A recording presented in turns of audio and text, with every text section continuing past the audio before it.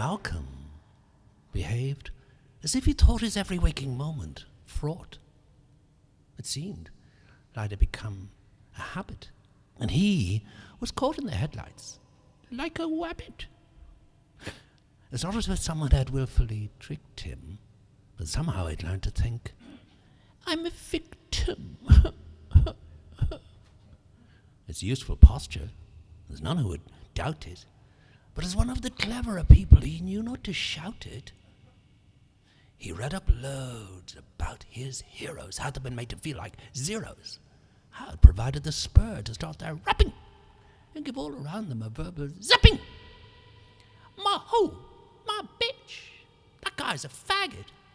Signed to a label, you could make a packet. No need to get into the justification. Easier blame it on the state of the nation.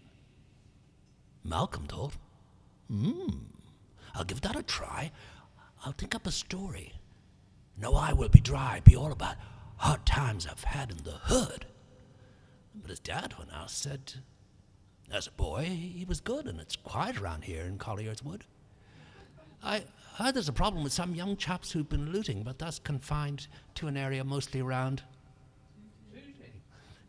So, back to the drawing board when Malcolm at speed, thinking, street smarts today is an absolute need. I've got to establish my streetwise credentials. But right at the mower, better shop for essentials. It was just as he got to the soaps and detergents that the solution hit him with the full weight of urgence. I better get going, is what he said, or my beauteous plan will fly right from my head. This time, making sure his dad didn't hear, he thought it all over and was soon into gear. If I'm a victim, I better act I'm deserving of liberal sympathies, both daft and unswerving. I'm sure the kids will invest in ways that are various, as long as Daddy and Mummy think the thrill is vicarious. So Malcolm made out his troubles all stemmed from a ruinous mother whom he roundly condemned. According to him and his rap, she was the essence of evil, undeserving of love as country's boll weevil. So she hadn't been perfect. But tell me who is? Running a dress shop can be a really tough biz.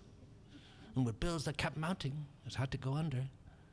And the stress that it caused nearly tore her asunder.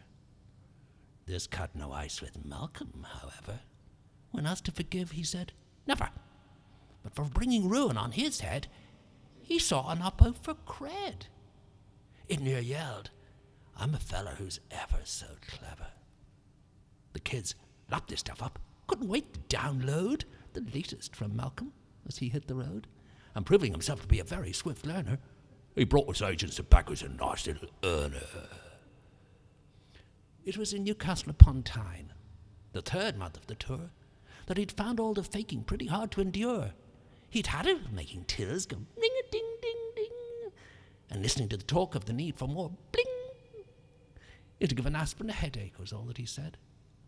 And with that and a quick nod, he headed off for his bed. All anyone heard after that was a shriek. When they broke down the door, they'd good reason to freak.